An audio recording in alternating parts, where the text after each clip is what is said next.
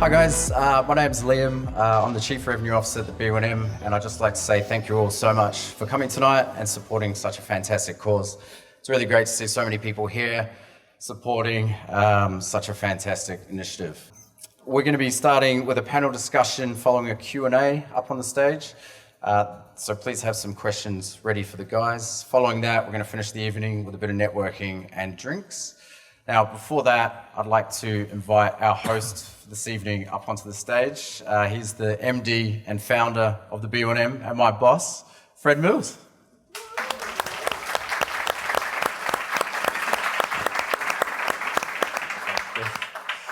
G'day, Sydney.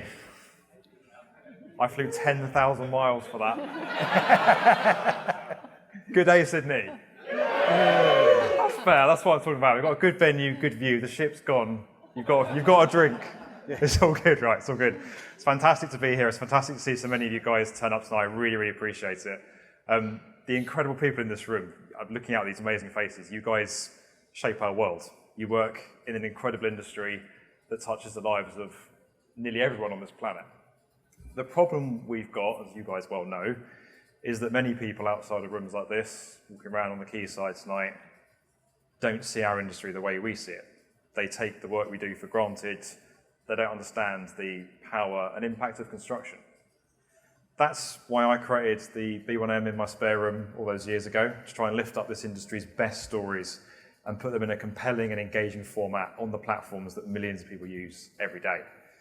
And tonight's a really proud moment for me because a few years on from that thing I did, I think the channel I started in my spare room, we're now the world's largest, most subscribed to video platform for construction with over 24 million people watching each month. And we're holding events opposite Sydney Opera House. Like, this is insane. Thanks, that's a better reaction, you see. That's the kind of welcome I wanted. That's what we want.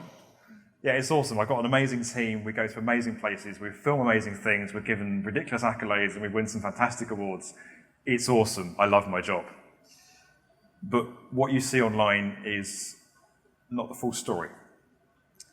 And in recent years, behind the scenes, I've really struggled with my mental health. Me, that person I just described, who's doing all that cool stuff, who, when you look at their life on paper, wouldn't think they ever had anything wrong with them or had any reason to struggle with depression. In my kind of darkest moments, I realized that this can affect anybody. It doesn't differentiate between people, and it's not a conscious choice, it's a sickness. Get Construction Talking is about trying to do something around the mental health issue, do something about this issue in this industry that I love. I'm not saying I can fix it. Of course I can't fix it. But what I am pretty good at is reaching people. In construction, no one knows you better than the person you work with every day, the teams you work with, the people you go to site with, the guys or girls you walk to get lunch with, the people you meet up with for drinks after work. If we can help those people to become better enabled to become more aware of mental health, to spot the signs when something in their colleagues isn't quite right, and to ask that question, that simple question, are you okay, mate? Are you sure everything's all right because you don't see yourself lately? If we can enable them to take that first step, if we can help millions of people around the world on construction sites be more aware and take that first step, and point people to the fantastic charities that are offering support, like Mates in Construction, then we can start to really move the dial on this issue at grassroots level worldwide. That is what Get Construction Talking is all about. We've brought the B1M with its great big YouTube channel, events and podcasting platform, and we've paired it up with the global reach of Procore to raise awareness, to break the stigma, to help make a difference on this issue, to lift up the charities doing such fantastic work on this across the US, the UK, and Australia, New Zealand, and to raise $1 million for them in the process. This matters to me. I know what it's like to struggle with your mental health, and I know how lonely that experience can be. And events like this are fantastic. I wish I could do this again, because this is pretty awesome. Yeah. But if the outcome of this is that it only affects and benefits one person, then for me that would all have been worth it. I'm really proud of this. I'm really proud of this initiative. I feel incredibly fulfilled that the platform I've built with the B1M is now enabled to help move the dial on such an important industry issue that's so close to my heart. I can't thank you all enough for being here tonight for what is going to be a really cool discussion. Now, without further ado, I'm going to welcome from Procore. I'm a bit jet lagged, but the next person's come all the way from Texas, United States, right? Please welcome Sasha Reed from Procore. Thank you, Fred. I appreciate the disclaimer. Actually, it really helps to lessen the nerves as well. Welcome. This is a spectacular venue to have what I think is probably one of the most important conversations we're having collectively in construction. My name is Sasha Reed. I am the Senior Director of Industry Transformation at Procore. And I have the very unique and distinct privilege of being one of the many hands that's involved in this effort, both between the B1M and Procore. When Fred first reached out to us about this idea of wanting to start a global conversation around mental health, we were very excited to see how we could lean in and bring the power of our two platforms together to really expand this. But one of the things that we realized in that moment is that even though this is a global challenge, something that unites us globally, change really will not happen unless we act locally and unless that change happens locally. So one of the things that we're most excited about this evening is, first, thank you for being present tonight, taking time out of your busy schedules to be here with us, to participate in this conversation. When Fred talked, or Liam actually talked earlier that the run of show, there will be Q&A. What for us has been the best part of these launch events that we've been doing are the questions and the comments that come from the audience. So I really do hope that you will be participating with us in that capacity.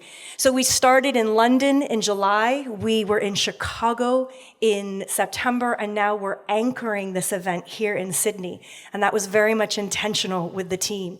Sydney is a very unique place, Australia, New Zealand. There's a lot of very new, innovative things that come from Sydney. Many technology companies that focus on construction actually start and innovate here because of the unique location of the market, the scale and size of your projects. So we think it's actually apropos to anchor the conversation here. We hope that from the discussion you have tonight, we may spark within each of your hearts a bit of bravery that you will take this conversation with you back to your office, back to your job sites, back to your leadership teams. And probably most important, we hope that you take this conversation back to a single individual who you check in with authentically just to say, hey, mate, I want to make sure, are you doing okay? I think that is the only way we as an industry are going to create that transformational change. So thank you for being here. We're very excited to be supporting this. And with that, Fred, I'll turn it back over to you.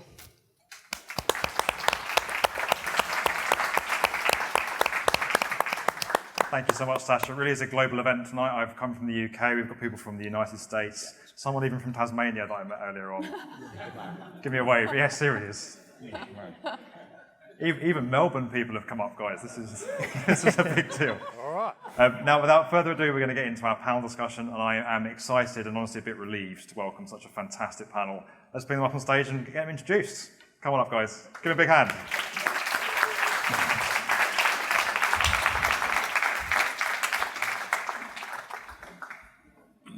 Fantastic. I really have worked hard on this to put together a panel who represent a real spread and a real range of views across the industry, because we really want to dig into this issue of mental health. We want to understand what causes mental health in construction. Why is it that construction has such higher levels? Why are the risk factors so higher in this industry? That's going to be a bit heavy going, because unfortunately the subject area can be a bit heavy going. But then we're going to talk about what we can all do to make a difference and fix it, and that's the really positive stuff. So we're not just going to depress you, I promise. It's going to be a good chat. Right, let's meet our panelists. First of all, we have Alison. Hi, Alison Myrams. I'm the Executive Chair of Roberts Co. Hi, I'm John Briggs. I'm the CEO of Interact Australia, which is an Indigenous construction company. And Chris Lockwood, I'm the CEO of Mates in Construction across Australia and New Zealand. We do suicide prevention and better mental health in the industry. Fantastic. Thank you all for being here. We really appreciate it. Yeah.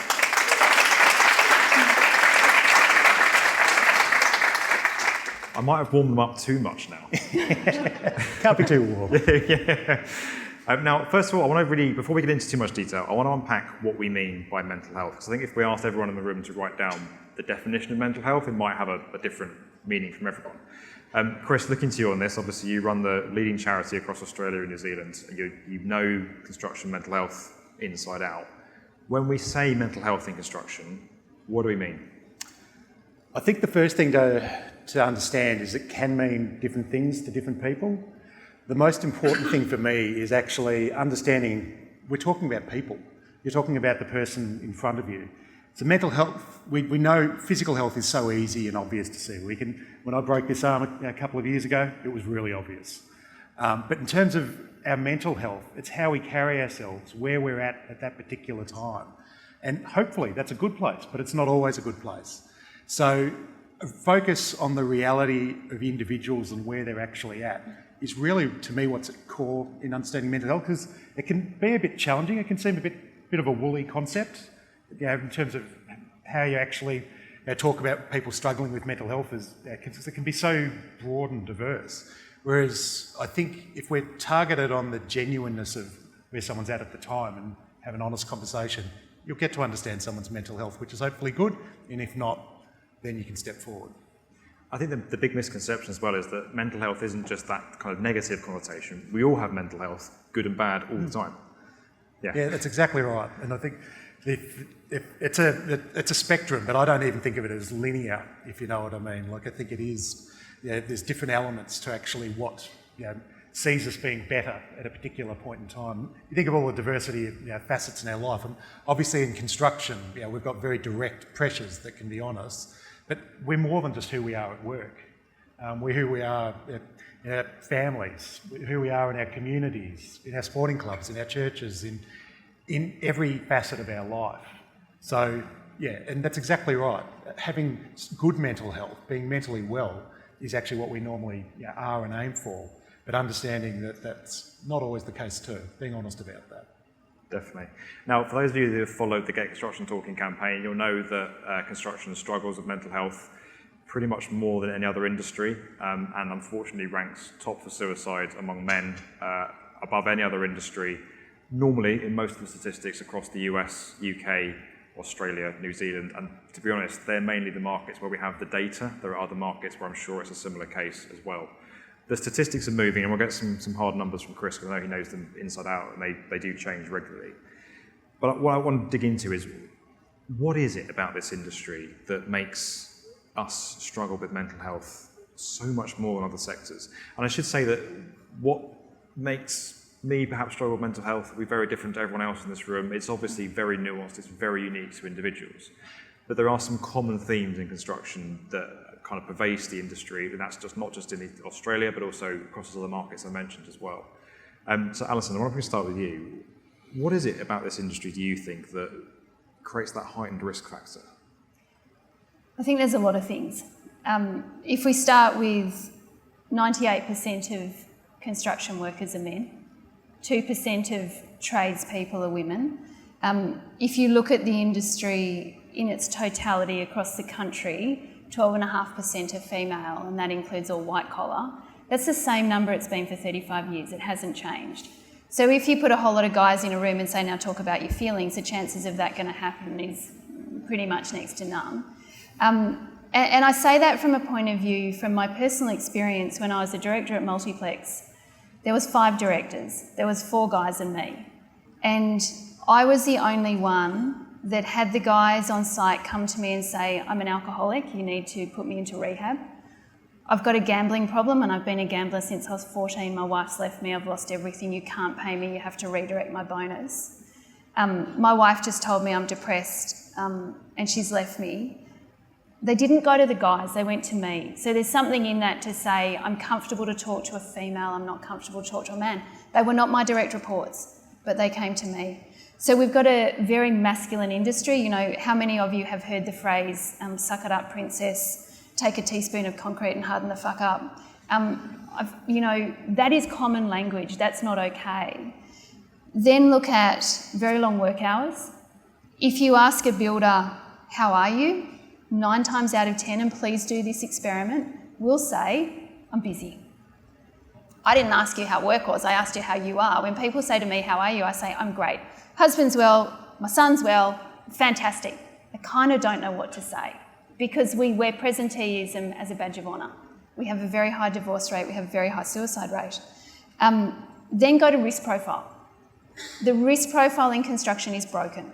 The industry is unsustainable in its current form.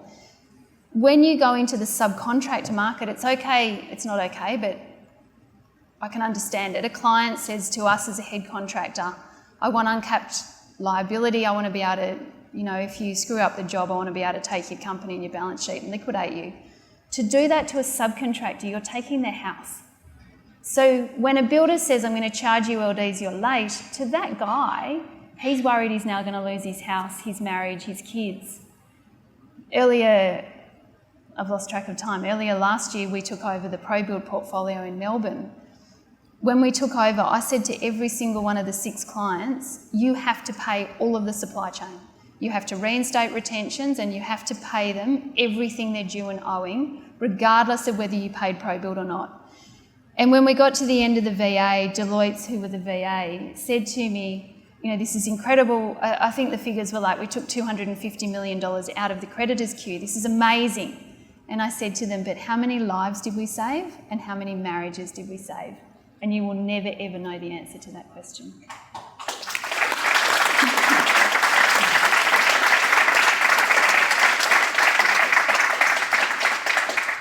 I told you we had good panellists. Fantastic. Thank you so much, Alison.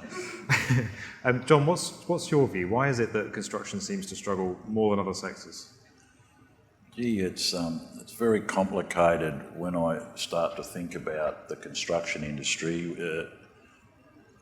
A good part of Aboriginal people in the workforce work in the construction or the mining industry that have all the issues that you guys are talking about.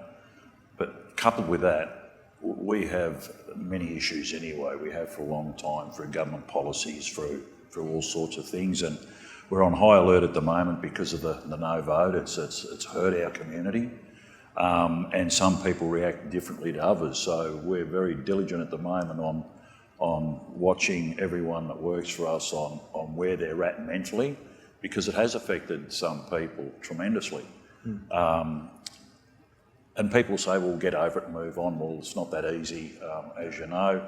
To say things like that's just detrimental to what you're trying to achieve. But we look for the signs, and the signs always talk to us and about how we identify if someone's got an issue, because our people traditionally, they won't speak up because of shame. They'll stand back, they'll hang their head down, they'll look at the ground, and the first thing that I notice is avoidance. Stop talking, shut down. We look for those type of signs, and coupled with that, it stretches into the family as well, and in the community, because we're all very close. The blackfella grapevine is massive, and word travels very quick. So when things happen, it affects everyone, regardless whether it's in a community or on a construction site. To them and to us, it's all the same. So we need to look at everything more broadly. And we do many things outside of our work around drug and alcohol, even get nutritionists in for health, because we've got a high rate of heart disease and diabetes, high blood pressure, all of those types of things. And that all contributes to the mental health of our people. And if they're not healthy and they're not okay and they're not going to speak up, then we've got to identify that and make sure they are right, because if they're not, then they're a hazard to themselves and others in the workplace. So it's an ongoing job, and I guess that's why I want to be involved in this, because I also want to learn. I don't know everything, but I'm hoping that there's other things I can learn through this that I can take back to my workforce. And I employ over 100 Aboriginal people across Australia in many different nations, many different tribal groups, and have many different idiosyncrasies when it comes to all sorts of things. And we have a lot of suicide. We've got the highest suicide rates in Australia in the Aboriginal community. And if there's not one a week in a community, there's 2, which shuts communities down and people can't go to work. So there's a lot of issues that we have to look at, and hopefully tonight, and I learned some more. So thank you so much, John.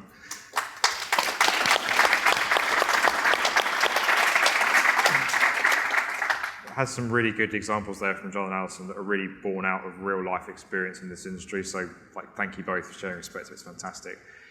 Chris, you have the advantage of, I call it the advantage, but the ability to look more broadly at the industry. What are the patterns you see? What is it that makes construction more prone to mental health challenges than other sectors? Look, the things that we're seeing, I don't think anyone's going to be particularly surprised at. The long working hours do have an impact in terms of people's, people being, if you're less at home, you're less engaged with your community, you might be you're less connected.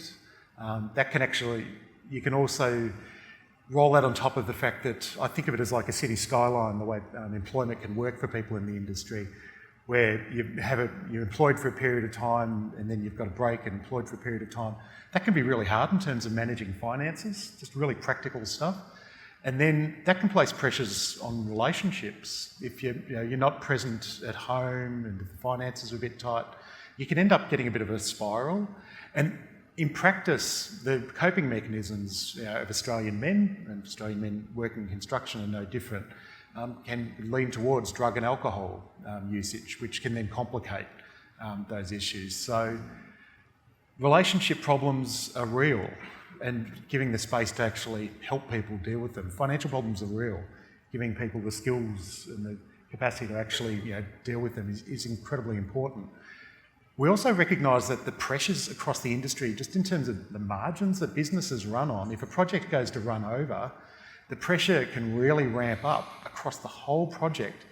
And that pressure permeates right down to everyone working on it. And those people that are in the lower skilled occupations that have less job control, as it's called, they don't have the individual capacity to decide what they do moment to moment or whatever, like people do in other occupations, they're at significantly higher risk of suicide too. That's not just within construction, that's consistent across all industries, but you see it directly in construction because there are a lot of those roles on big projects, and when that pressure can have real impacts. So the reason though that happens, they're things that we can actually see.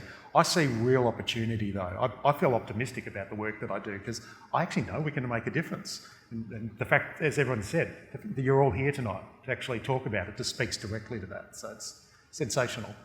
Yeah, absolutely. I'm interested about, because there is this dynamic on a construction site, and again, I've worked at a construction site, and this keep going mentality. I definitely had that keep going mentality because, with what I do, if I'm sick for a week or I take some time off or I don't turn up one morning, it's a problem. It's going to cause more problems. And I guess with some of the things you're talking about, there are people who have to go to work to get paid. If they don't turn up to work, they're not going to get paid. So that adds an extra pressure for them to keep working harder and harder, keep pushing themselves harder and harder. And in construction, there's this dynamic, and it can be a good thing where, we're all working on the same projects, we're pulling together, we've got a clear vision to build that skyscraper, that building, that opera house, wherever it may be. There is that camaraderie that keeps you going, that makes you turn up every day. You don't want to let your team down. But that can cut both ways, right? It can cut both ways where you feel like you can't not turn up. It adds so much pressure. You have to keep turning up and being there. Does that, when you throw in payment practices, you throw in the late payment penalties or missing deadlines, you throw in the male-dominated culture, that can cut both ways, can't it? Yeah. So, now we want to kind of unpack some of the things we can do to solve this. Now we've talked a lot about why this is an issue in the industry and why the industry struggles with this, but I want to dig into what we can do about it to help make a difference. And I've broken this into two boxes. I went to counselling when I struggled with my mental health, and my counsellor said I'm too pragmatic, I'm too construction focused, I like to organise things and get things sorted and planned. So anyway, I've broken this into two boxes in my head. There are big things we need to change as an industry, which is around payment practices, it's around gender inequality, it's around making sure we pay our supply chain, pressure, all those things play a factor. But they're kind of big issues that are going to take a time to solve. We need to work on them together across industry. And then there are other things that every single person in this room can start doing today for free to make a difference that are more grassroots level. So I want to kind of explore those two things. Alison, how do you see us tackling mental health in construction? What are the steps we should be taking? So I was in the fortunate position 7 years ago to be given a blank sheet of paper, create the best construction company you can, and I was given a checkbook to do it. If you look at the industry, it is fundamentally broken. So we had the opportunity to do something different, and we had to make the most of that opportunity. If I didn't, we would have missed the greatest opportunity in our lifetime. I'll challenge you on the big things we need to do together, because we don't. If we all want to get in a room and sing Kumbaya, it will never ever happen. Let's be real on that. So you need to make the decision that you're going to do it, and copying is the highest form of flattery, and people will copy you, and when they copy you, you know you're on a successful wicket. So we took the attitude that we would do it ourselves. We said we want great people, we want great clients. If I don't like the client, we don't tender, full stop. And I don't mean, do I like you as a person? I mean, are our values aligned? Can we work with you? Are you going to say please and thank you to my people? Because if you don't, I don't want to work for you, because you will figuratively kill my people. Construction people are very loyal, they'll finish the job, but then at the end of the job they'll leave, and I've lost great people. We want to treat our supply chain really well. When I started in construction in '98, our contract, our downstream contract, was 12 pages. It was in 6-point font and there were no margins, but it was 12 pages. So when we started, I said to the lawyers, you've got 20 pages, and it has to be written in simple English that a subby can understand. I didn't get to 20 pages, I got to 24. But it makes a difference, right? Instead of spending all this time on paperwork, just sign the contract. Now let's talk about how we're going to build it. What's plan A? What's plan B? What's plan C? Because as much as we like to think plan A will work, it doesn't all the time. And actually treating our supply chain with decency and respect. Now there's a really good Harvard article that I read, and I read it after we'd set up the company, but it explains what we do, and I've spoken about this a lot. You have IQ and EQ, your intelligence and your emotional intelligence. We all know that. You can have very high emotional intelligence and still be an arse. You're just aware you're an arse and you don't care. If you have your DQ, which is your decency quotient, you won't be an arse. So let's just found everything in decency. Now, 3 months into us starting the company, my project manager went home early one day, we'd put a tender in, I said, right, computers on the desk, everyone go home. He got home in time for bath and books with his 4-year-old twins. And they were in the bath and they said, Daddy, what day is it? Do we go to soccer tomorrow? And he said, no, it's preschool. It's Tuesday, it's preschool. And one of them looked at him and he said, but when you're home, we go to soccer the next day, because he's home on a Saturday. So I thought, right, if I get dads out the door, largely male industry, I can put them back with their families. So we then made a massive push to change the industry to 5 days a week. The fight to change the construction industry to 5 days a week is real. The rest of the world is going to 4. Can we just get to 5? In doing that, we're not taking your pay away. It doesn't cost any more. It doesn't take any more time. We're just more efficient. If you have the logic that a construction worker is fully efficient every minute of every hour of every day of every week, you won't wrap your head around 5 days a week, but we all know that Saturdays is unproductive. And we say to them on a Friday, don't finish it today, you can do it tomorrow and we'll pay you double time. There's a good business thought. So we changed all of our projects to 5 days a week. I can tell you, I walk onto our sites and the happiness on our sites, on the subbies' faces, is real. They love coming to work. They're more, and if you go onto our website, you can download the report, it was studied. They're happier, they're less depressed, they're less fatigued. The kids are happier, they get to go to Saturday sport, they get to play sport themselves. Kids have stopped acting out in school because dad's home more often, so they don't need to get attention at school. Like, it's just this massive snowball. We made the decision that we would do all this. I took a lot of barbs for a long time. Some of the things that have been said about me and behind my back that I found, God bless everyone, they go, do you know what they say about you? I'm like, tell me. But now we're at the point where people tender against us and they do 5 days a week. So to say it's a big thing to shift, it's not. You need to make the conscious decision. And people say to me, why did I push so hard? If I didn't, who did? Who would? Because for 35 years, no one did.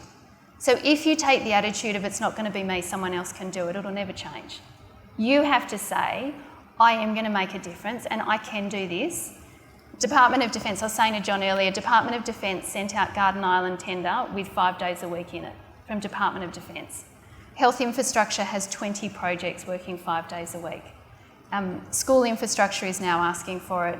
The Cultural Task Force is now going to push it out. It will come out through government procurement. To me, it's the biggest lever we've got to stop people being at work, stop wearing presenteeism as a badge, put people back in their homes with their family and friends to have that rest time. And if I can just do the maths for you, my crane driver did it. He said, for every year that I work on a 5-day project, I get 6 weeks of rest extra. It's not in one block, but it is 6 weeks of 52 that you're not at work. For every 8 years you work on a 5-day site, you get an extra year of time with your family. Put that through a 40-year career, there is 5 years that you have additional with your family that you're not at work, for no loss of income, for no loss of productivity, and for no extra cost to a client.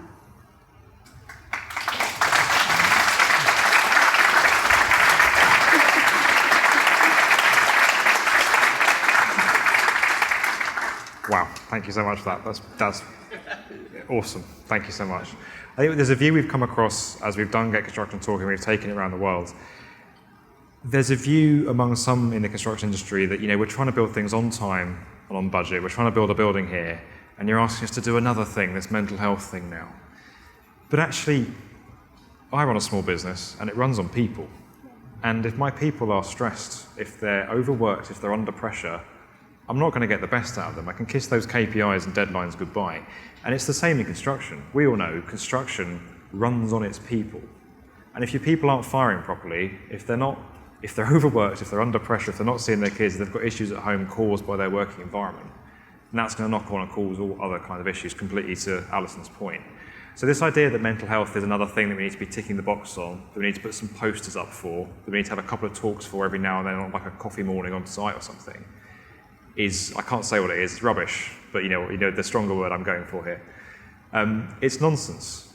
If we want to stand any chance of doing anything else that this industry is trying to tackle, whether that's climate change, construction of affordable housing, construction in a more sustainable way, building more efficiently, hitting that budget, hitting that timeline, we need to invest in mental health, to invest in our people, to enable them to help us tackle those things. This is not some other fluffy issue, some other snowflake issue I've heard described as on the side of the industry. It is a critical, fundamental building block to how we build the future. And Alison's just made that point much more eloquently than I have, but in a very, very clear way. So that's absolutely true. John, what's your view? How do we start to tackle this as an industry? How do we start to tackle this as an industry? Well, I was talking a bit earlier on, and the 5-day thing, I've got to get my head around that yet. I've never worked 5 days in my life, so I need to understand that, and it's great to hear. I think if I said that to my guys, or most of them, you're only working 5 days, they'd say I was mental, and they'd say don't be stupid. But I'm lucky enough to be in a position where we have many job fronts across Australia, and some guys want to work away to obviously earn the money to get ahead. They're young fellas, they want to get ahead, buy a house or whatever. And then others don't want to do that. They just want to be at home, take their kids to sport and play basketball on Thursday night with their mates and all that. So we mix and match them around all the time like a chessboard, just to try and keep everyone happy, because as you keep saying, a happy workforce is what you want, and people seem to be more healthier. But we've got other things in place. We have a cultural leave policy where I've got 2 off at the moment actually, one today and one nearly 3 months ago, for different sorts of things. But our guys can take up to 3 months leave without any questions asked, and don't lose their entitlements or their accruements. And that could be, these 2 are mental health issues, and we've got a fantastic employee assistance program that we've just got onto. Actually, we demanded that this company employ Aboriginal psychologists, male and female, so that our people can ring those guys 24/7 and their extended family if they have any of the health issues that they face, and whatever else that may be, because they've trained in that area and they understand. And a lot of our guys, and this is not a racist thing, they just won't speak to white people about it. They just won't, and that's fact. So then we have to look at other things to do like that. So we try and put all these things in place to accommodate and mitigate anything that can happen, but it still happens, as I've got 2 off. So now we've got to look after those guys and make sure we get them right and get them back to work. And if that means they go onto a 5-day week and we can accommodate that, not a problem. So yeah, I quite like that idea, and I think everyone would be more happy working like that. So that's basically kind of what we do in a nutshell. Yeah, I think we can all agree on the 5-day work thing. That's a unanimous vote in here. So, now, yesterday I had the privilege of attending general awareness training with Mates in Construction, Wetherall Park, just outside Sydney, which was fantastic. Really good to see that in action. Chris, I want to ask you in a moment about some of the measures and fantastic work that Mates in Construction are doing. But your view more generally, first of all, how do we start to tackle this as an industry, or continue to tackle this as an industry? I think, and you talked about the different sort of boxes. I know for us that doing things locally, doing things that we all have control over, is incredibly powerful. That's the premise on which Mates was actually founded 15 years ago, which it aligns with the message you're trying to get out there, which is about getting genuine conversations to actually happen. And the reality is that everyone here works however many hours they do a day for however many days a week. The people you work with, you get to know quite well. We all know when someone's on their game or off their game. And so we're in the best position to actually step in and help someone when they actually are struggling. And so what we've done is just realised that so often if someone had a sore arm, a broken arm or something, they're trying to carry some boxes, there wouldn't be a single person who wouldn't be there in a heartbeat. I'll carry that for you, mate. Yep, no worries, we'll do that. If you've got a mental health issue, you can do the same thing. So we simply just try and educate people that you can step forward, you can take that. You don't have to be a counsellor, you don't have to be an expert. You can actually just step forward and have an honest conversation, you authentically, with the person in front of you. Instead of waiting for people, particularly blokes, we're not particularly crash hot at sticking a hand up and saying we're struggling here. But we're not bad at actually stepping forward and offering someone a hand when they need to. And we can do that in this same space. So for me, that really is the premise that underpins how the Mates program works. But it's not rocket science. What people then do with that, it's then giving them a pathway to connect people to help. That's when you need to actually have a little bit more structure about it. And that's the way our program works, is to be for the whole work site. But quite genuinely, we all have the capacity to step forward and actually ask someone how they're going, and then work. If the answer's good, that's great. But there's probably a reason you actually asked that question, and it might be that they need to speak to a financial counsellor. It might be that they just need to speak to you, but it might be that they're actually in serious need. Whatever the answer, be prepared to then stay with them and connect them through to the help that they need. And it might be a magnificent EAP service. I love the idea that there's actually Indigenous male and female counsellors available for people. That's perfect. You need to find the right person to speak to. Everyone's got different needs in terms of who they're going to be comfortable speaking to. But we know, and we do know from experience, that you actually can make a difference. There's tangible pieces that we can all actually do. So. Yeah, and I'm conscious that we're saying, ask your mates how they're doing, ask them twice to make sure that you get a proper answer. We're talking about get construction talking. I know that just that small step can be incredibly daunting and terrifying. I'm a guy, I've worked on a construction site, I understand what the dynamic's like. And when I struggle with mental health myself, I didn't want to tell a soul about it.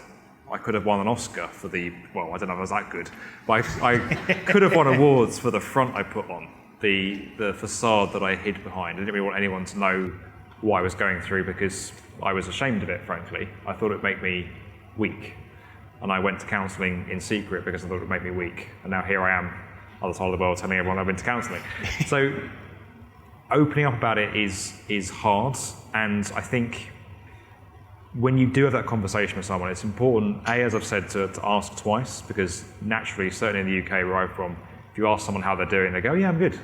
And if someone asked me how I was doing on days where I was frankly borderline suicidal, I would go, yeah, I'm good, yeah, you're right. Flip back onto them quickly and not answer the question fully.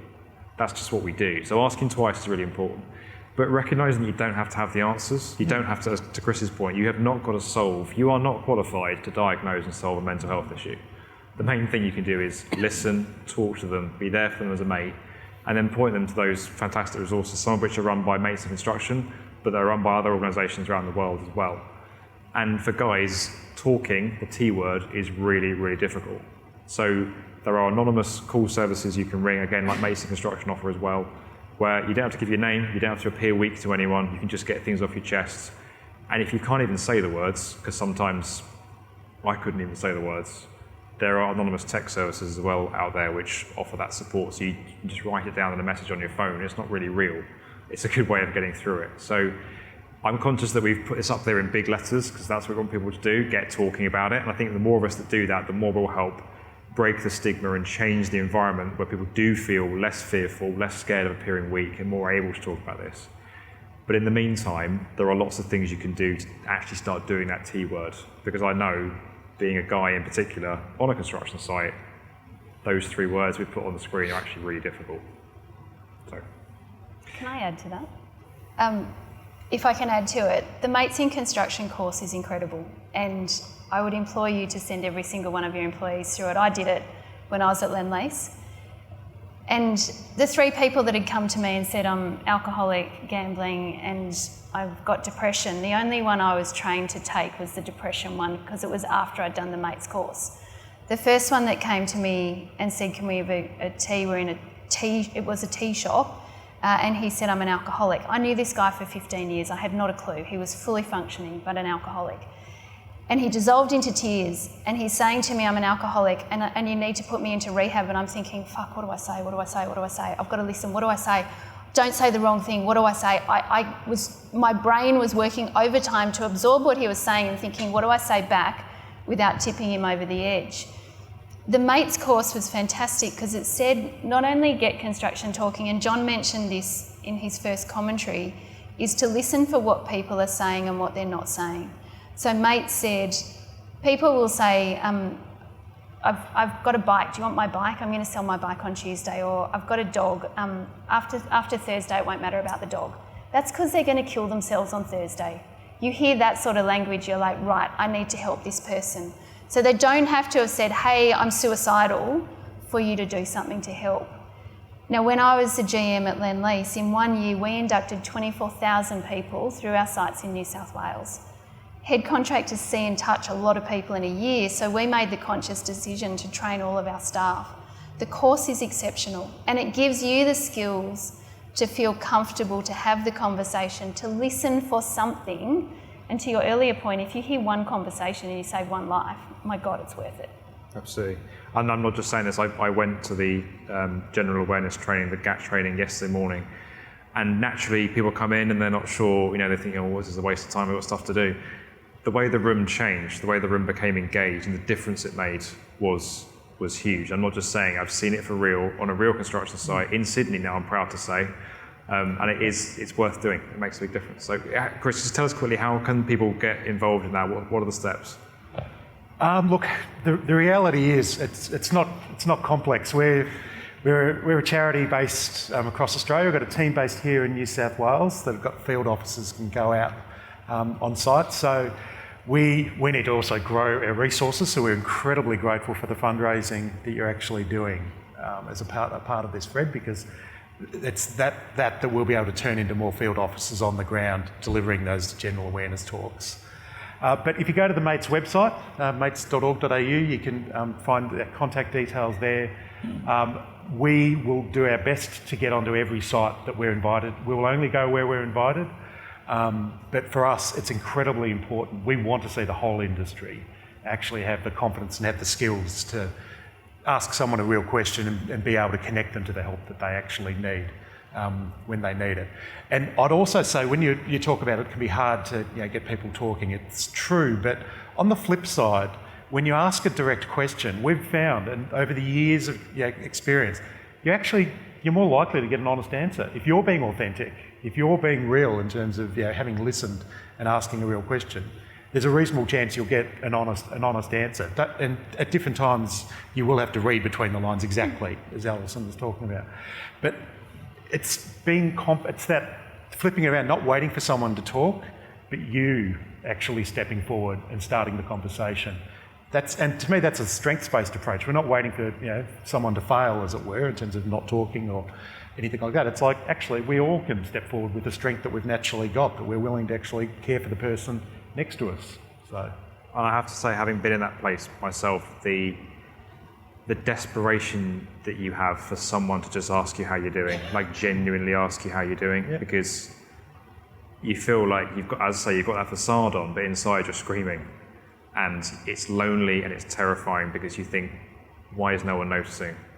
How do I change this? How do I get help? What do I do? I can't fix it myself. And that person sitting you down and saying, is everything all right? It's just that deeper conversation than, are you okay today? But more, how's it going, mate? Are you sure you don't see yourself lately?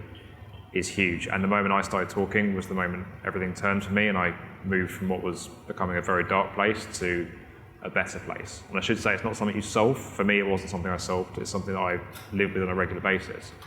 But I'm in a better place and I manage it now. So talking is a huge thing. Now, we've called this Get Construction Talking, but we've talked at you quite a lot. We now want to get construction talking with some questions. So the panel are captive, guys. They will answer more or less anything you ask them, within reason. We have microphone runners around. Would anyone like to ask a question? Who's going to get us going? Yes. Thank you.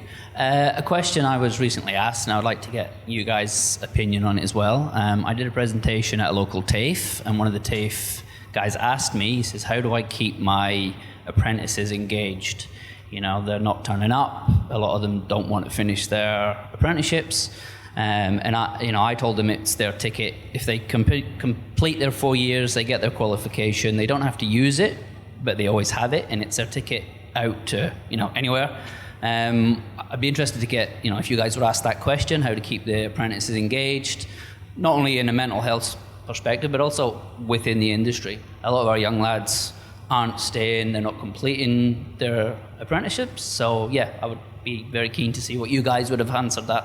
Yeah, that's a difficult one. It's sometimes it's hard to try and get people to do what they don't want to do.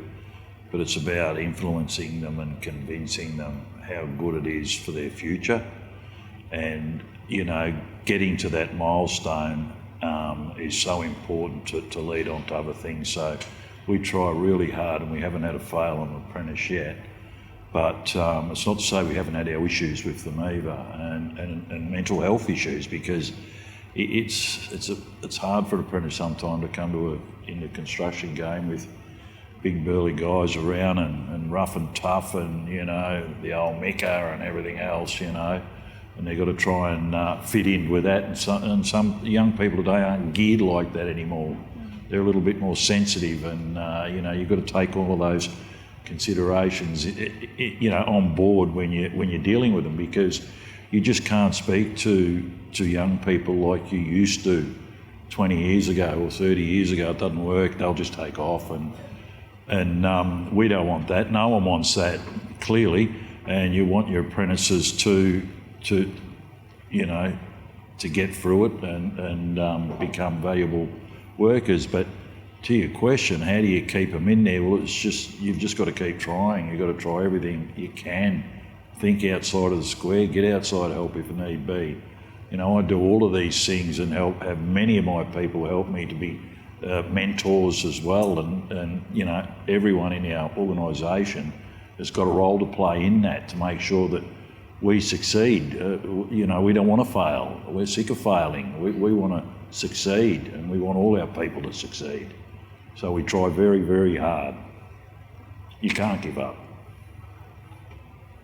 I know, we did a very significant piece of research in Queensland a couple of years ago to try and get an understanding of the experience of apprentices, and some of the results we got were genuinely shocking.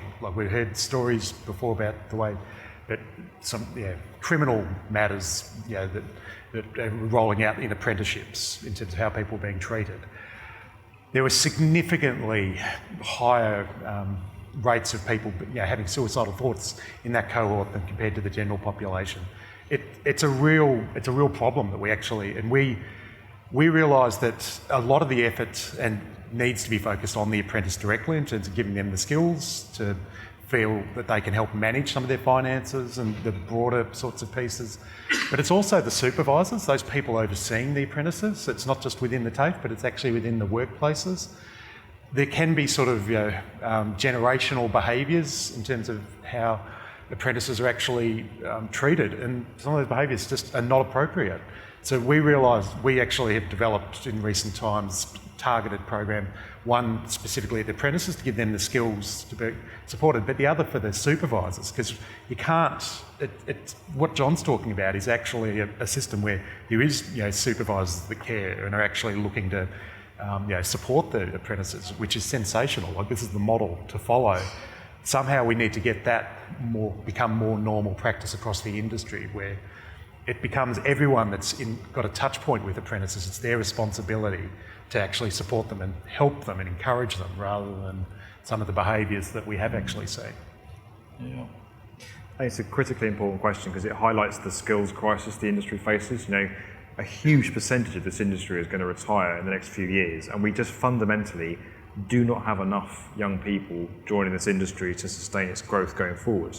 The skills crisis and the mental health crisis are not exclusive, separate things. For me, they are very much united. Construction can't continue to operate the way it has before because the world it now finds itself in has changed. And young people don't want to drive huge distances, they don't want ridiculous pressure, they don't want rubbish payment terms, they want that 5-day week that you talk about. So creating an open, compassionate, gender diverse, welcoming industry is critical, not just for our mental health, but for attracting the next generation of talent in as well. So the two things for me are united, and it goes back again to the point I said earlier, which is mental health underpins the well-being of our people, which underpins every other issue we're trying to tackle, from the skills crisis to climate change, to building affordable housing, to building new infrastructure projects. It goes across the board, in my opinion. Next question.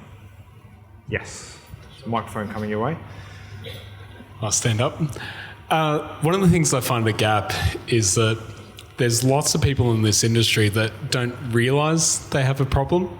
They don't want to admit they've got a problem. And one of the things I find really interesting is that there's so many different, you think about how many people in this room have ever called an employee assistance program line, is that so many of them are there, but no one actually ever wants to talk about it or actually call it, or no one actually ever wants to label it as mental health because you get pushed into a corner. And I had a very close friend who's a CEO of a decent company, and he said, I don't want to go to a counsellor, but I want to talk to you about something because I don't have a problem. But I said, well, let's talk about that. That's more of a bigger problem. I guess the question more so is just how do we help really? There's what I'm seeing so far, and a lot of the people we work with in our business and day-to-day in projects are actually trying to help people who think they don't have problems and help them get aware of actually seeking that help and understanding that, because I feel that's kind of one of the biggest unknown issues, is that how do you actually open them up to some of the thoughts and the ideas if you don't have a coach, if you don't have a counsellor, if you don't have a good friend to be able to talk to about it. But just some interesting ideas of how do you actually help change that on a bigger scale. So I know one thing that we've seen, a simple thing, that you're right about the EAP poster on the lunchroom wall, and they're plastered everywhere. Anyone ever seen one of those posters lean down and offer help to anyone? Yeah, it doesn't. It just it just sits there quietly in the corner. We also know, and we've got some clear, over years of our program working, clear evidence that where our program's in place or other programs that are lifting these things, the EAP is trusted more, and we can connect people through. Often directly, it's our case managers that will then connect them through to an EAP. We purposely have people employed, field officers and case managers who are from the industry. They have no bullshit conversations with people, so that you actually can connect with what's going on, even if it might not want to be called a mental health problem, it's still, I'm struggling with this, I'm struggling with this, I'm struggling with that. It doesn't matter what language you put on it, it's being realistic about what the problem that they're actually dealing with. So I'd say sometimes we can get caught up on the language and then thinking, where do we need to connect someone through to? It might be that someone actually needs financial counselling. You know, if they get their finances sorted, then they'll be able to step back and actually deal with some of the other issues. Or you know, if they just get the relationship sorted, or it's a practical thing. The question you raise is a really good one, and I think it's important that we don't think that we have to have the answer in some ways. And even though you are asked to have the answer, it's more just the question you ask. I can see, you know, this is happening. You can just talk about what you observe, and then. Yeah, it doesn't have to be phrased in terms of, you know, poor mental health, or, you know, you need counselling necessarily. It might be that you're struggling with this, having a conversation, and then most of the time, that real conversation, if it's you being authentic, which, you know, I can tell you would be, would actually be able to most likely get to a point where you say, well, let's connect you to the help that you need. And so, you know, we've got a 24/7 helpline that's actually staffed by people that actually, you know, are empathetic. But there's other, you know, connection points or whatever. We've got what's called a no wrong door policy too. No matter where people come from, if you need help, we're, you know, there to help you and connect you through to the help you actually need. So be optimistic, I guess, that if you're actually genuine or authentic and connect with someone, that you'll be able to actually be helpful just by being that person then and there. I think as well, 2008, my best friend worked for Broad Construction, went to Dubai for a job interview, came home as freight. He was killed. And it rocked me. And I said to my husband, I'm done, I'm out, I'm leaving construction, I can't do this anymore. There were so many times when I'd said, I can't come to dinner, I've got a tender, I've got a deal, I can't ever get that time back. I would cut my right arm off to have him back again. And I only didn't leave because I couldn't work out where to go because I'd been a builder for so long. I didn't see a counsellor because I was too proud and I didn't think I needed to. I couldn't talk about it, physically talk about it for 2 years. When we did our mental health training in the company, I introed every single session and I told the staff that story to say, hey, I did this, so if I did it, you can do it as well. Or if I didn't do it, you should do it. I think you standing up and saying, hey, I had this issue is incredibly powerful to people that look up to someone and go, actually, she had it, so it's okay.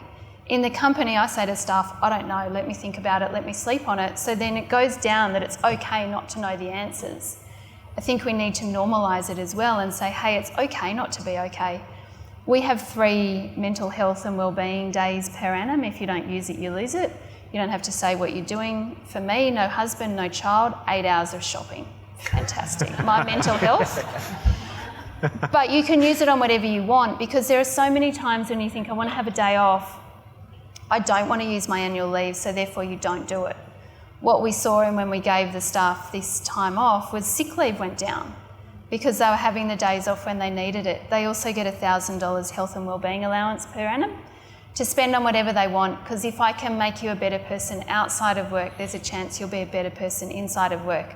That could be photography lessons, surf lessons, golf lessons, could be anything, but they feel better about it. So I think, you know, there's not going to be a silver bullet that fixes it, and you've just got to try, to John's point about apprentices, try and try and try and try, and what works for you will be different to what works for you. Alison, you kind of started speaking about my question in point. If you are having a crisis or a mental health issue as, I guess, the CEO or the leader of a construction company, this is the same for you, John, Fred, I understand you're a bit different in your space. How far would that conversation be in your professional life? Would it be to the people that immediately report to you, or a step down? How wide does that need to be while that's occurring in your life? I understand you were talking about something that occurred a decade earlier, but while you're having an issue, how broad of a conversation would that be? If I give you an example, one of our staff had a life-altering event recently. She rang me and told me, and I told no one. I said, okay. She said, do I have to come back? It's really close to Christmas. I said, no, take your leave, come back next year when you feel better. And I just said to everyone, she's gone on leave, full stop. No one needed to know. And at the point in time that she was comfortable, it was her story to tell, not mine. I think she still hasn't told the story, and I never will. So I think you need to tell people that need to know to protect that employee. After that, it's not gossip. It's no one else's business. So, and it's only the people that can deal with it appropriately, because it can't be used against you, or, you know, that your name's got a ticket next to it or anything like that. So when I have that issue, when the guy came to me and said, I've been gambling since I was 14, he was 28. All I could think of was, oh my God, I've had you on Star City Casino for the last 2 years. I had no idea. He said, it's okay, I didn't gamble in front of my friends. I then had to change his pay so that the bonus went to someone else, and he said, you can't pay me monthly, you have to pay me weekly. I can't cope with monthly, I spend it all. And I went to HR, and HR wouldn't do it. They said, no, that's not what we do. I just went straight to the CEO, and I said, right, we have to do this for this person. And so we did. So I would say to you, control it as much as you can, and only the people that need to know need to know. And other than that, that person needs to share their story when they're comfortable. Now, that's my opinion. You were in that situation. Do you agree, or? I do. I think, particularly when it's someone else's story and they've come to you and confided in you, I think in terms of leadership standing up and making clear that it's okay not to be okay, frankly, it needs to be seen by as many people as possible. And that's how we help move the stigma, that's how we help normalise and make this a more accepted issue, quite frankly. I am a kind of a victim through the job that I do, in that you tend to see the perfect stuff online. You see the Instagram version, you see the best performing videos, you see the great news, and you think, goodness me, what a fantastic life this guy's got. And what I found is that I was struggling with this thing internally, and that it just wasn't the true picture. So for me, telling people that I'm dealing with this, and it's because I got to the point where I had nothing left. I was broken, I felt like I'd hit rock bottom, and I just didn't care anymore. The thing about looking weak, or losing reputation, or worrying about what people were going to think of me just didn't matter anymore, because I was staring down the barrel of ending my life. So I thought, well, what have I got to lose here? Might as well try opening up and just telling people about it. And it turns out that rock bottom's actually a really solid base to build off. And doing that, opening up, sharing my story, talking about it at Procore's groundbreak event in New Orleans on stage in front of 4,500 people. Maybe don't do that. But the reaction I got from that, the acceptance I got from that, was huge. And people don't see me as weak, they see me as stronger. And I feel stronger for it, because I've managed to stand up and say, I'm not perfect, I'm dealing with this thing, and many other people are too, and we need to open up and all accept that these issues exist and we're all struggling with them. Whether you are a member of the royal family, high-flying superstar celebrity, or homeless on the street and everything in between, we all have mental health and we all struggle with it. And I think, construction leaders talking about it is critically important, because that's how we normalise conversations. You're not going to get to the top of a construction company by being superhuman and never talking about your feelings, because that's just not human. I certainly wouldn't want people that work for me to know if I was having an issue. I definitely wouldn't want them to know, especially my operators and builders and things. So I think I'm probably from the old school a little bit. I'm at work first every day. I won't get anyone to do anything I won't do or haven't done. And I'll bust my ass to make sure I do that. I believe in setting an example for my workforce, and if I'm not going to set that, then who is? So I see all that as part of it, and I wouldn't want any of my people to think that there was something wrong with me, I wasn't coming back, regardless of what the issue was. It was mental health, and we all go for little things at times, and I've had a bit of depression here and there, and I've dealt with it and no one knew, and that's sort of how I've done it. But I understand other people like to talk about that. It helps them recover or get through it. But me personally, no, I wouldn't do that. I wouldn't want for my workforce to see that in me. I hope that answers your question. Yeah, no, that was exactly my question. Thank you. One thing I would say is I had the fear because I thought everyone's going to think Fred's not the full ticket. Let's not work for Fred. Let's not sponsor Fred for anything because he's not quite all there. That stopped me about talking about it for a long, long time. It hasn't been the case. People accept that I'm human. They appreciate, I think, that I'm talking about it now, and no one's not worked with me because of it. I know it's not completely comparable because we're talking about the construction sector versus a media business, but I very much had that fear, and overcoming it was huge. Yes. Let's see if I can articulate this. So we talked that mental health gets impacted by external factors like the pressure from work, family, salary, social stuff. But sometimes it's like all those things are okay. So the work is good, the 5 days, 6 days, or even 4 days now these days, it's okay. Family is going well, physical health is okay. But then it's this barrier where it's like, how dare you to be sick, mental sick, when everything is okay, but internally you're still not okay. So sometimes that barrier is really hard to accept that it's there. So how dare you to say that you're sick or there's any issue when everything around you is good. And the first thing is like feeling judged by saying like, I know you're grateful for all these good things that are around you, but you don't see those things right now. So how break that thing? And sometimes even with the colleagues, it's the same things like, hey, we always have we have all these issues, we have all these amazing things in the company or in your family, but still something is wrong, and no one knows how to open that little door there. But I think that's why it's a disease, right? It's not. It is I'm going to say a neurological disease, and I'm not a doctor. You can't see it. As you said earlier, you break your arm, you see the bandage and you go, oh my God, they've broken their arm, are you okay? And you constantly ask, are you okay? You can't see what's going on in here. And I think sometimes people do curate their life to look perfect, and it's not perfect. I don't post much on Instagram or on Facebook because I don't want my life to look perfect. It's good for me, but I see my friends making their kids' lives perfect. It's not normal.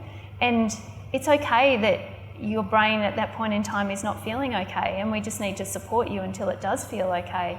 But it's not, once you get through that tick, it's okay and it's never going to come back. It's a recurring illness, so you've got to support your staff. You're going to have good days, you're going to have bad days. I'd also add, exactly on top of what Alison's talking about, I think it's actually what we're doing right here and now. It's actually having more conversations about the reality of what the different experiences people are having. So normalising those conversations so that reduces some of those pressures, because we internalise those things. We create a lot of those barriers ourselves, and we all do. It's, it doesn't matter what role you're in, heading up a media business, a construction business, or a mental health charity business. The reality is, the more we talk about it, the more we normalise the fact that these things impact across all of us at different times to an sense. It means that those barriers will actually reduce. We're really purposeful where we roll out the program. We actually give people stickers to put on hard hats. It's the general awareness talk that Fred was at this morning. You would have been given a white sticker. If you imagine if we all had a white sticker on us now that just says, it actually gives you a visual language. Oh, we're all on the same page. Like this is something. It's a very purposeful thing. Like it was a brilliant idea that my predecessor came up with, because we do need to actually reduce some of those barriers and those stigmas. Because if we don't reduce the stigma, and I can tell you, when we kicked off 15 years ago talking about this stuff in a workplace setting, people were like, what the hell are you doing? But actually, it is relatively normal now. Think how far we've come. Australia's actually at the forefront of this in the world. Like we're actually doing a really good job, and we should be really proud of that. And we need to do better. Yeah. I would add to that is that it's confusing and it's scary, and the self-loathing is real. Because I had it where I'm looking in the bathroom mirror saying to myself, what the hell is wrong with you, Fred? You've got a beautiful wife, you've got 2 healthy kids, you've got a decent house, and you've got a successful business. What's the matter? Why on earth do you feel this way? And that beating myself up was almost part of the process that made me feel worse. And it's only to Alison's point, when you actually realise that this is a problem, a medical problem that you're not going to solve yourself, and you actually get specialist support, that you realise it's something that isn't your fault, it's something that is an illness that you are dealing with. And the things we're talking about here about work pressures, having a bad day, are catalysts that can help, for people like myself, bring it out and make it stronger on a certain given day because of an event that's happened. And through going through what I've been through, I've realised that there are some things that can trigger it for me, and there are some other things that can really help balance me. And I have a list of notes on my phone of things that bring me down and things that lift me up. And there's nothing big or special on those lists. On the stuff that brings me up is the sun shining, my first cup of coffee in the morning, playing with my kids, going for a run, going to the gym. They're things that I know I need to do regularly for my own well-being. Other things like work pressures, clients messing you around, not paying you, our team not feeling happy, they're things that I know will make me anxious and bring me down. So to your point, it's not a crime to feel that way, even if everything on the surface looks perfect, because it's not a case of just getting your ducks in a row. This is a medical issue for many people.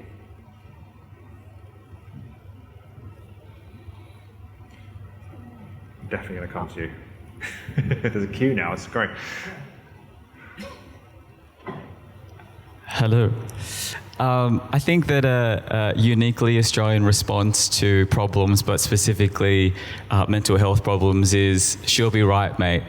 And I guess my question to you guys is, as Australians, our response to anything going wrong is to be stoic and to carry on and to not talk about it. Do you feel like the construction industry is bearing the burden of a wider conversation about where mental health is for Australia or for men in general? Do you feel like that's something that we need to discuss and we need to target specifically, not just inside this industry? And I guess, how do you normalise that for everyone in the country? And obviously it's not for you guys to solve by yourselves. So yeah, how do we help everybody in affected by that? Good question. That's a good question. I mean, for us, actually, the Mates program has gone into other industries. It's not just the construction industry that needs to step forward and make a difference. One of the strengths of doing that as an industry, though, is that actually we spend a lot of our time at work. So if we think of it as something we can't do at work, then we're missing out on a great opportunity. So I think it's really important that we think about it as us, as an industry, what we can actually do. I don't think we're bearing the brunt of it. We actually know the rates of suicide, for instance, are significantly higher in construction compared to the general population. It's reality. So as an industry, we need to do something about it. The World Health Organisation recognises that what we're doing here in the Australian construction industry with the Mates model is best practice.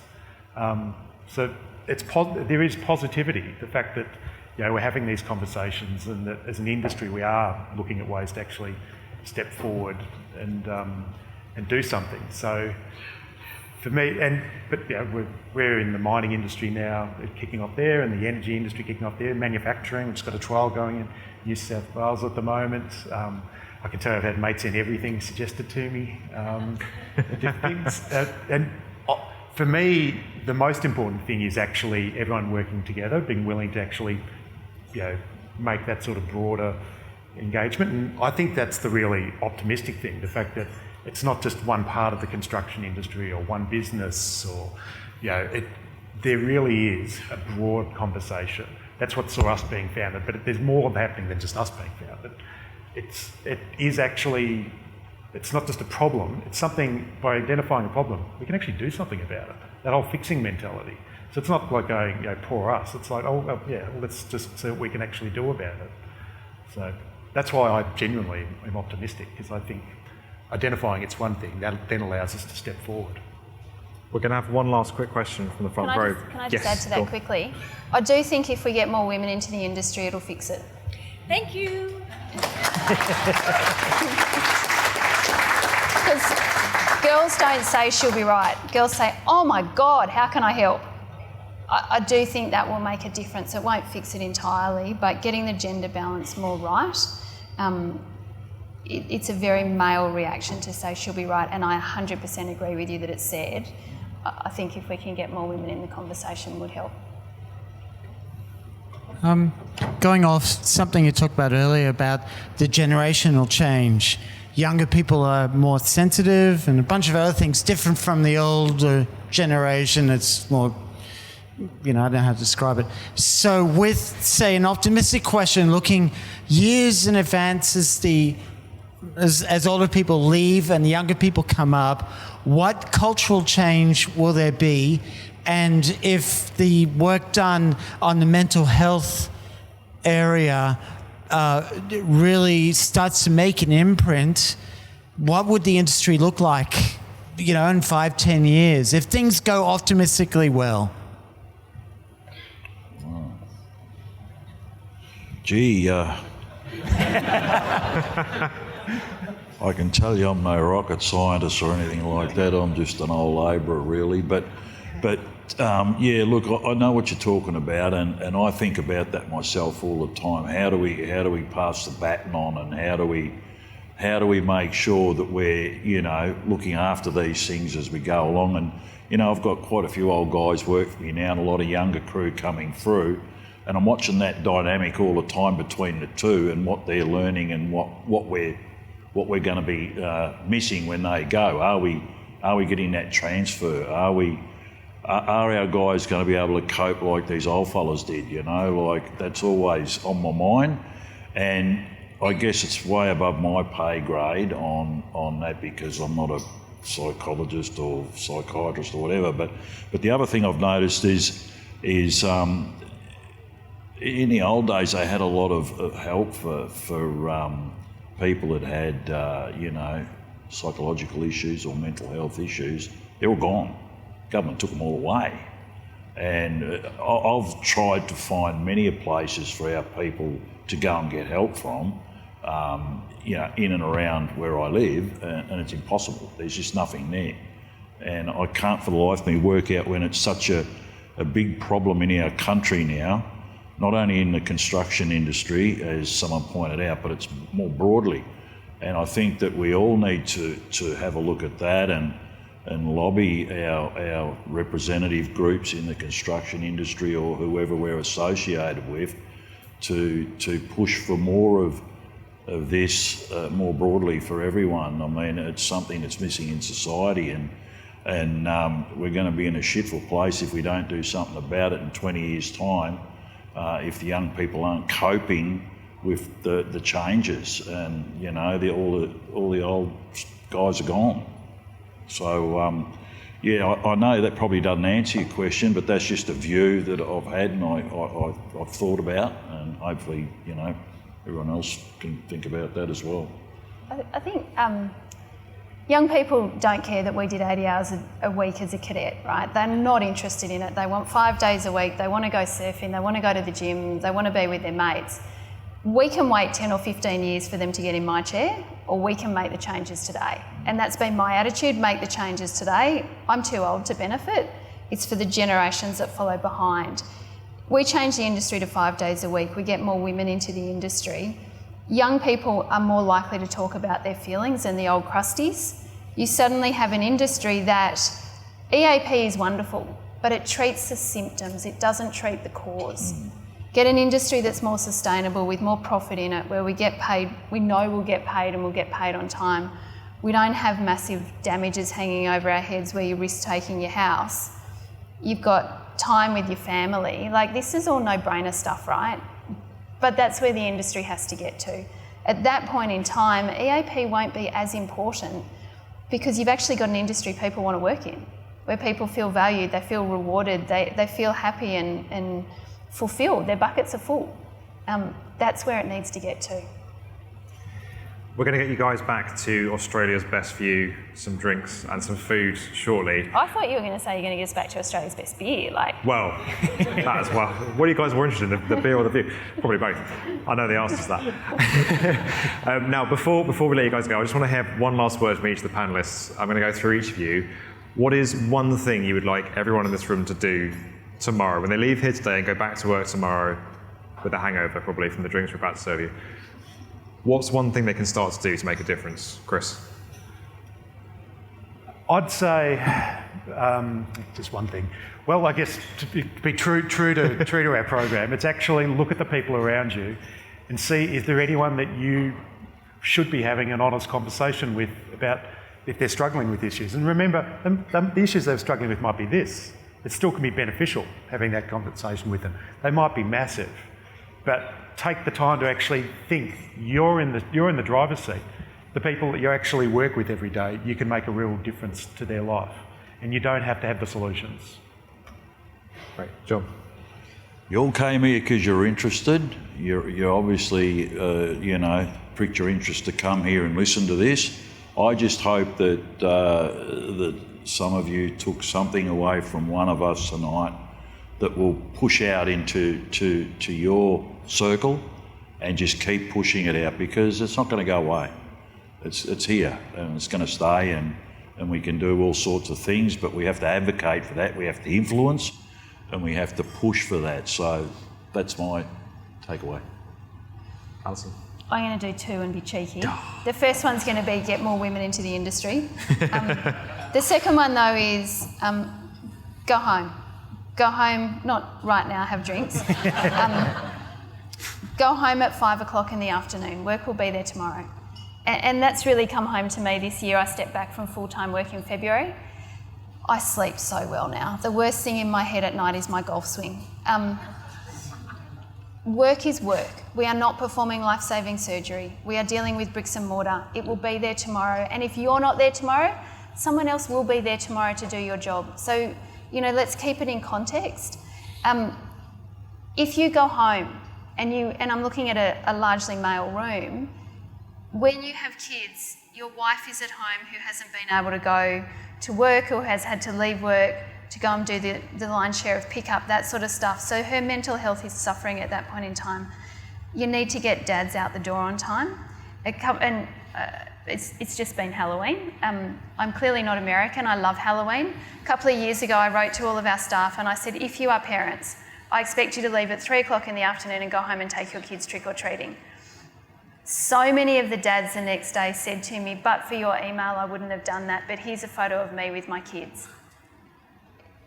You can do really small things, but don't sneak out the door and do it. Do it really loudly and do it proudly, and let people follow and copy your actions, because going home and being with your family can be the key to make you feel better. We are in a shit industry.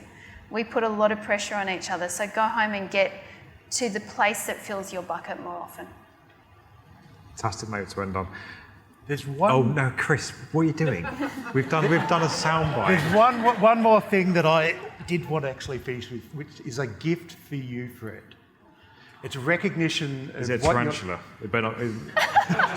Nothing.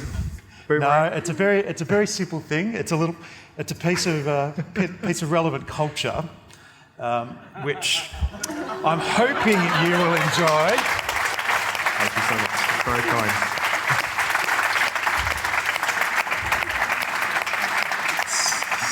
So it's an Australian Rugby League team jersey, and you might know they happen to be top of the pops at the moment.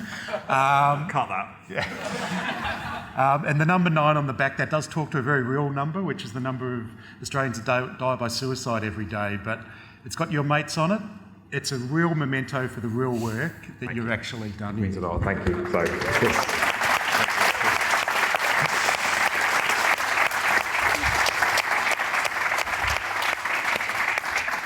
it's amazing. That's ended an incredibly warm visit to Australia. Thank you so much, Chris. I want to say a huge thank you to our panellists. You guys have blown me away with your insight and expertise tonight. This is not just a slogan. We've had some really good, tangible advice on how to start doing this tonight. So from the bottom of my heart, for everyone here, I want to say a huge thank you for sharing your time being on this platform, because it really does mean a lot to me, and it will mean a lot to the many millions of people we're going to push it out to as well. I also want to say a huge thank you to Procore for enabling this to happen, for backing my vision on this, and for helping make it truly global. I can't believe that idea I had when I was feeling pretty low one day has become an event in Sydney, which is absolutely incredible. I want to say a big thank you to the MCA for hosting us, as I said, in Australia's best room with the greatest view ever. And also to all of you guys for coming. It really means a lot that you support the B1M, you support Get Construction Talking, you support Procore, and that you care enough about this issue in this industry, you care enough about this industry to come down and support tonight. I honestly, from the bottom of my heart, thank you for being here, for supporting this event. It's awesome. Without further ado, we're going to have a big round of applause for our panellists and get to the drinks.